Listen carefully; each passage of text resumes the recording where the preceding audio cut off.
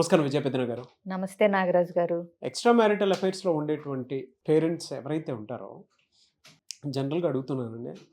పిల్లల పరిస్థితి అసలు ఏ విధంగా ఉంటుందండి? అంటే జనరల్‌గా ఎటువంటి ఫేస్ చేసే అవకాశం ఉంటుంది పిల్లలు? ఎందుకంటే ప్రతి పేరెంట్‌కి ఈ వీడియో తెలియాల్సినటువంటి అవసరం చాలా ఉంది. ఎంత డ్యామేజ్ జరుగుతుందనేటువంటి దాని మీద. ఎక్స్‌ట్రా మ్యారిటల్ అఫైర్స్‌లో స్పౌస్‌తో పాటు, పార్ట్నర్‌తో పాటు ఇంకా పార్ట్నర్ కంటే కూడా ఎక్కువ నష్టపోయేది ఎవరన్నా ఉన్నారు ఈ మొత్తం ప్రాసెస్‌లో అంటే గనక అది పిల్లలే నాగరాజు గారు. ఎందుకంటే పరిస్థితుల్ని అర్థం చేసుకోగలిగి వాటిల్ని ఎట్లా ఎదుర్కోవాలి, ఇలాంటి పరిస్థితులొచ్చినప్పుడు నేనేం చేస్తే దీనిలోంచి బయటపడగలను, ఇవన్నీ ఆలోచించే ఒక స్థాయి గాని, ఒక వయసు గాని, ఒక మెచ్యూరిటీ గాని పార్ట్నర్‌లో ఉండొచ్చు. కానీ పిల్లలుంటారే, వాళ్ళకి ఇది అర్థం చేసుకుని, అవగాహన పెంచుకుని, లేదంటే దాని నుంచి వచ్చే విపరీత పరిణామాల్ని ఎట్లా ఎదుర్కోవాలి అనేది వాళ్ళకి తెలియని ఏజ్‌లో ఉంటారు వాళ్ళు పిల్లలు. సో, పిల్లలకి ఎప్పుడూ కూడా ఈ తల్లిదండ్రుల్లో ఒకరు ఈ ఎక్స్‌ట్రా మ్యారిటల్‌లో ఎఫైర్‌లో ఉన్నప్పుడు కలిగే అంటే దుష్పరిణామాలు అనొచ్చు. ఎమోషనల్ స్ట్రెస్ ఉంటది. భావోద్వేగాల పట్ల కాన్ఫిడెన్స్ లెవెల్స్ ఉండవు.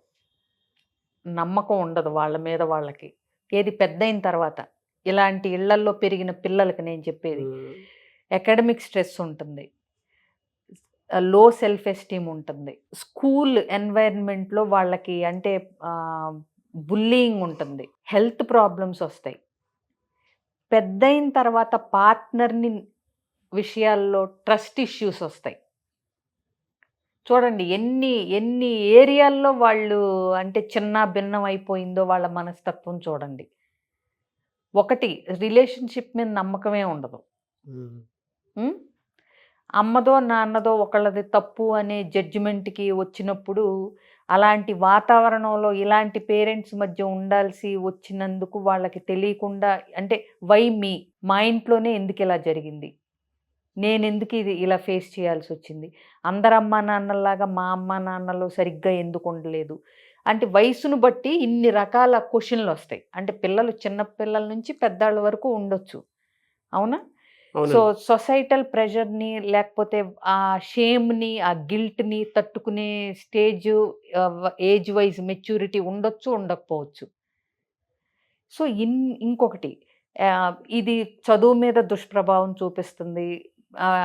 చదువుకునే స్కూల్లో ఉండే ఫెలో స్టూడెంట్స్‌తో ఉండే రిలేషన్‌షిప్ మీద ప్రభావం చూపిస్తుంది.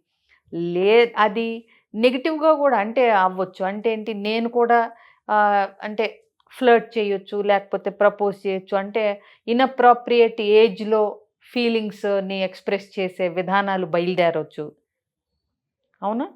సో, ఒకటి కాదు అంటే ఆ పిల్లవాడు గాని, ఆ అమ్మాయి గాని ఈ ఎక్స్‌ట్రా మ్యారిటల్ రిలేషన్‌షిప్ ఇంట్లో ఉన్నదాన్ని ఏ కోణంలో నుంచి చూసింది అన్న దాన్ని బట్టి రకరకాల దుష్ప్రభావాలుంటాయి వాళ్ళ మీద.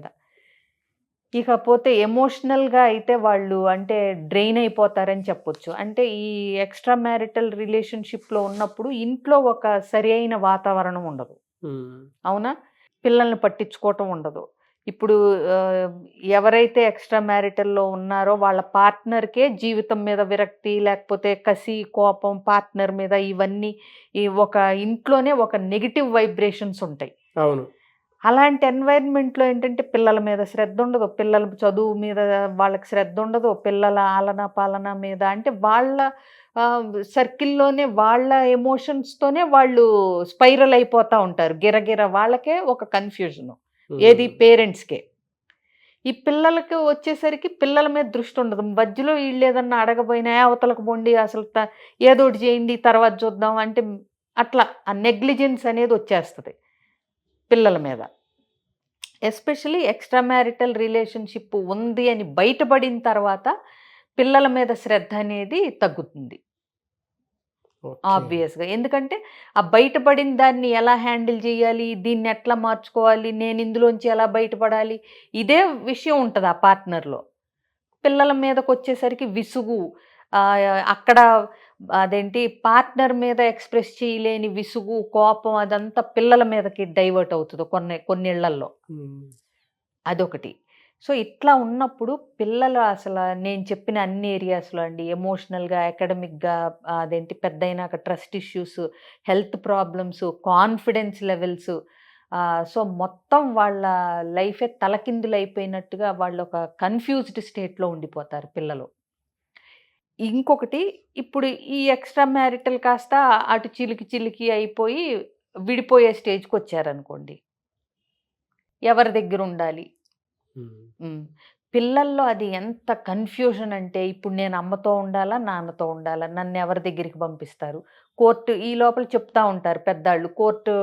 ఎవరి దగ్గర ఉండమంటే వాళ్ళ దగ్గర ఉండాలి అని జెప్పి.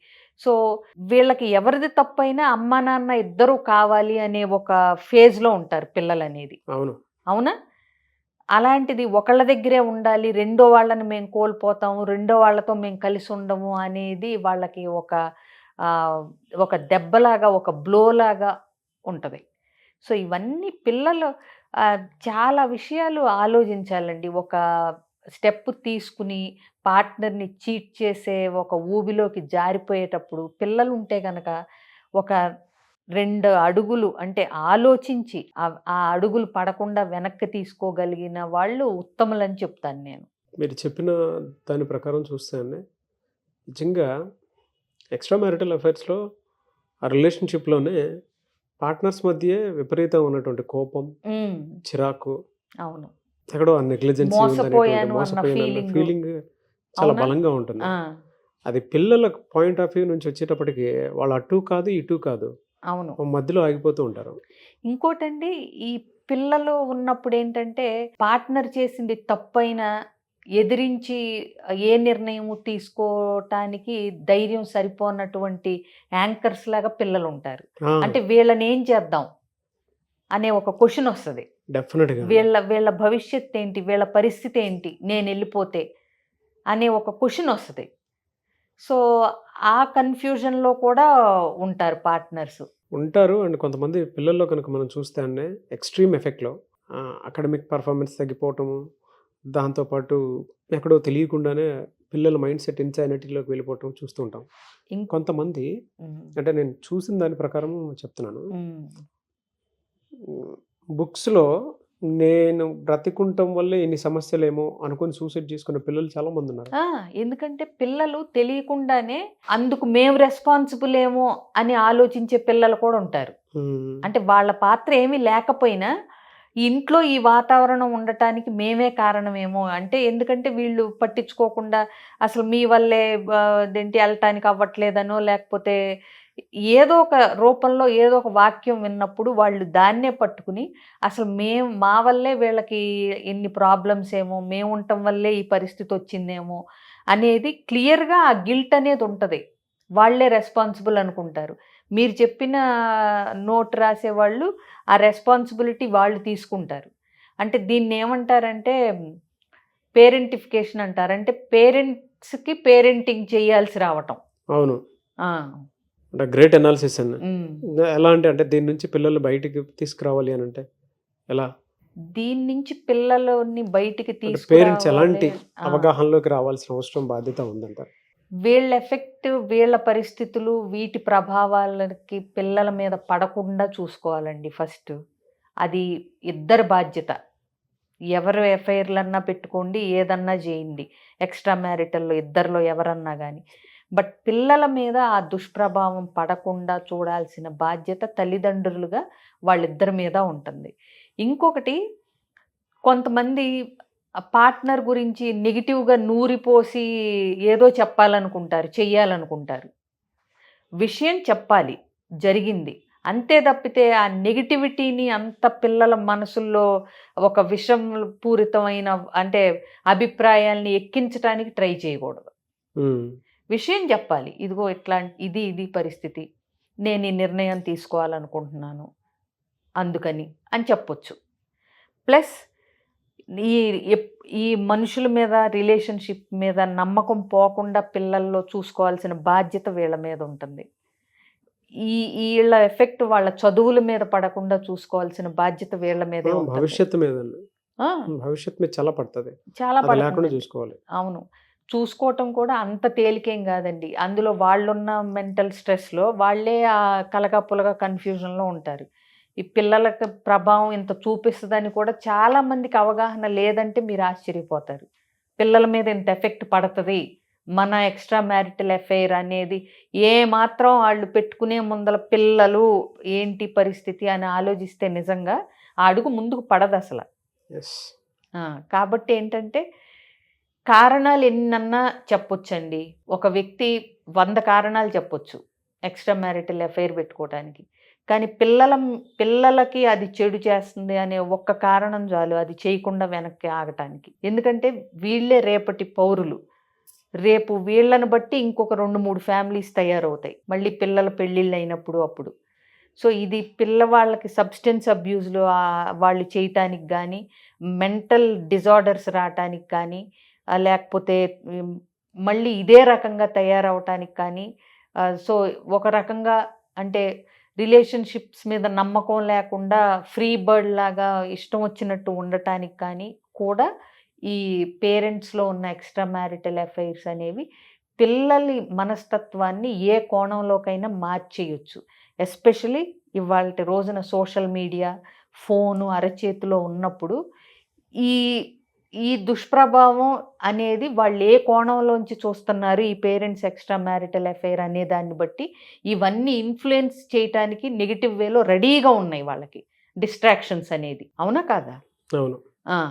సో కాబట్టి మనం చాలా ఇవాళ అన్నీ బాగుంటేనే పిల్లల్ని మంచిగా పెంచాలి అంటే అదొక ఆర్ట్ ఆఫ్ పేరెంటింగ్ అని, పిల్లల్ని ఎలా పెంచాలని బోల్డ్ వీడియోలు చేస్తున్నాం మనం చేస్తున్నాము. కొంతమంది సింగిల్ పేరెంట్స్ చాలా ఇప్పటికీ ఆ ట్రామాలో నుంచి బయటపడకుండా ఉన్నటువంటి వాళ్ళు ఉన్నారు. మీ అపాయింట్మెంట్ తీసుకోవాలి అనుకున్నటువంటి వాళ్ళు ఉన్నారు. మిమ్మల్ని అప్రోచ్ అవ్వాలంటే ప్రాసెస్ ఏంటండి?